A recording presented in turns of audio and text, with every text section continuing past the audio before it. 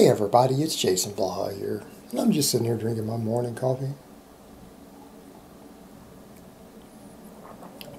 But you guys know what time it is. Time to talk about current events in the online fitness community. And I feel like this is a video a lot of people were waiting on, but I don't think they're necessarily going to get the reply they expected.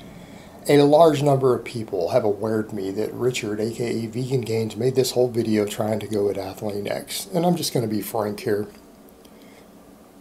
I'll be frank here. Richard, you and I both have lucrative, profitable channels. We both have been doing this many, many years.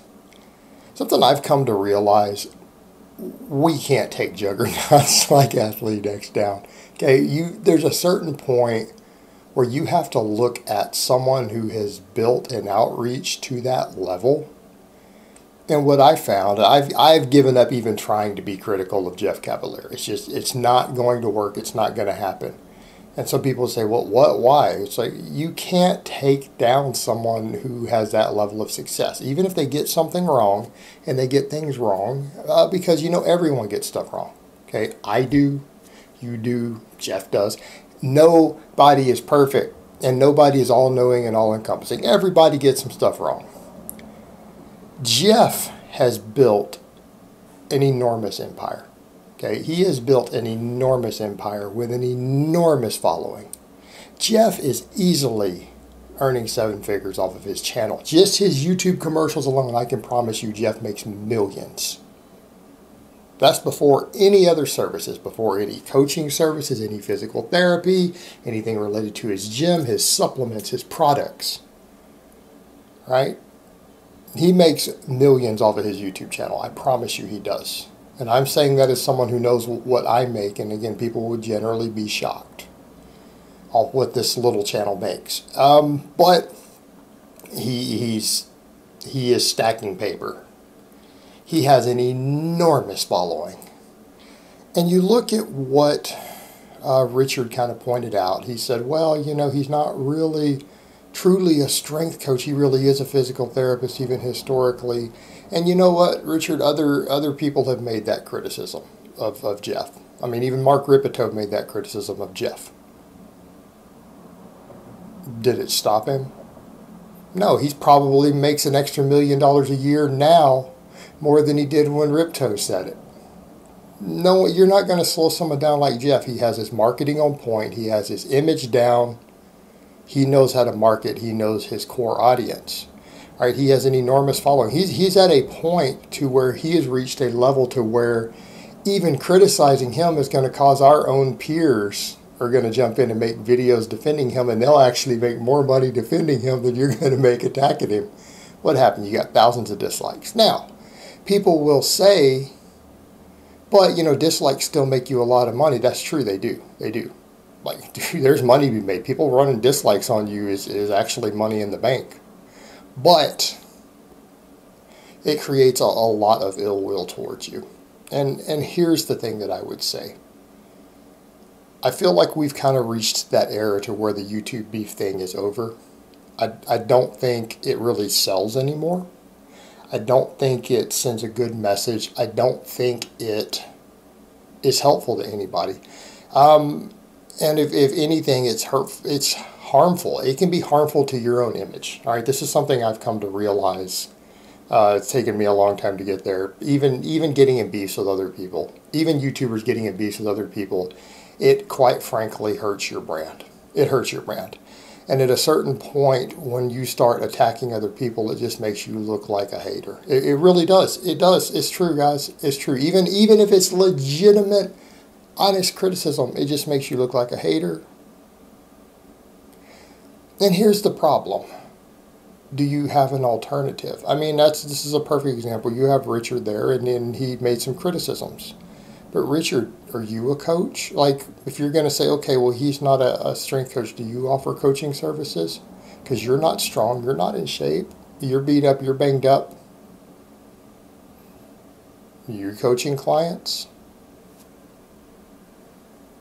Are you putting out training advice? I mean, and at the end of the day, I mean, you've got Richard, and Richard does a lot of social stuff, and he does a lot of social commentary, and that's his gig and the whole vegan thing, and I get that. but you're not providing an alternative. So it's like if you're going to come at somebody who is a giant in the industry, you're not a competitor. I mean, what's the point? What are you going to benefit from that, and how is that going to help anybody? If you're going to say, well, this person's not a strength coach, they're not a great strength coach, okay. But you're not going to take his millions of followers away who are going to listen to him. You're not going to unseat him. You're not going to take him down a notch. And then they come over and say, okay, so what are you providing as an alternative? Are you offering coaching services? And I think for me, that's ultimately what I've realized, is that that's what we have to do. Those of us who want to put out good information in the fitness world, getting in fights and attacking other people is only going to get you so far. It's going to reach a threshold to where it actually hurts your brand and it hurts your ability to help other people. It legitimately does. It legitimately does. And I'm speaking from experience. I'm speaking as someone who's been in my share of beefs. I'm speaking as someone who is trying to do positive stuff and help people and teach others and coach. That is noise that gets in the way. It gets in the way of doing so. It really and truly does. It really and truly does. And all you do is you draw hate, you draw negative attention to your channel, to yourself, and it can really make your message get confused and mixed and lost in the chatter. It really can. And I don't know. I've come more to the idea that realistically, if we want to combat information that we disagree with, find a way to be constructive in your criticism of it. Find a way to be constructive in your criticism of it.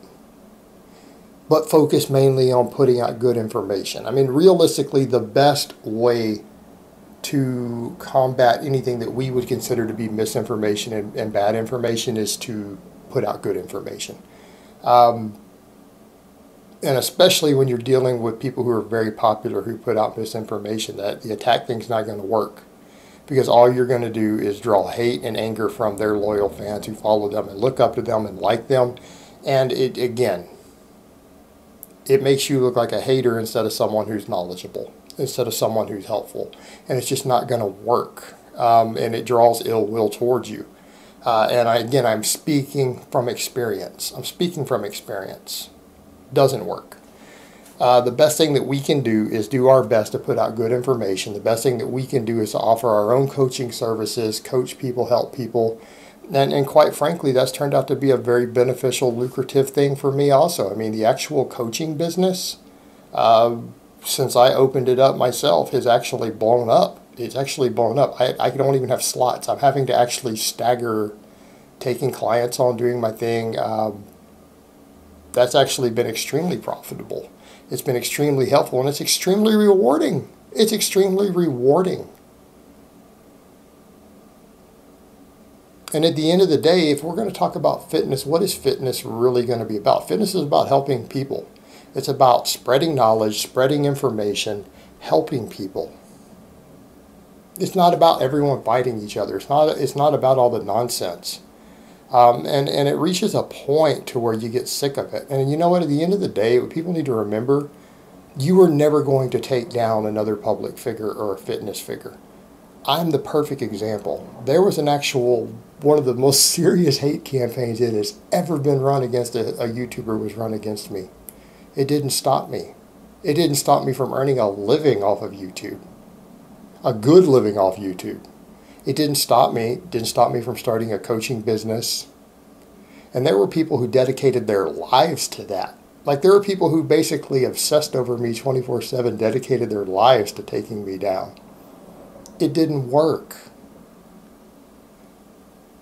And so what makes people think that they're going to come at somebody who, because in the grand scheme of things, I'm not really that big of a deal.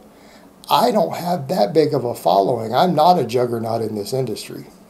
You take someone like Jeff Cavalier, you can't take him down. He is at the top of the mountain right now. Whether you like it or not, whether you agree with Jeff or not, as far as the current YouTube fitness gig, Jeff is at the top. right? He is the king on the mountain right now, and you're not going to unseat him. There's no way you're going to unseat him. There's no way any of us have the ability to even take him down a notch. You can't. And when you try to do so, all you do is create hatred and anger towards you. It's not going to work. And that's exactly what happened in Richard's video. And so my advice to Richard would be like, man, those days are over. You're not going to really be able to earn a living doing that anymore in the current YouTube environment. You're just not. I think these days positive information is winning out. I think it's winning out, and that's the direction it's going. I think that's the direction it's going to continue to go. I think the days of the call-outs and beefs are pretty well over. I think it's over for anyone who wants to make it. Just my opinion, my advice. All right, guys, well, that's really all I have to say on that today. I hope it's been informative, and I will talk to you guys next time.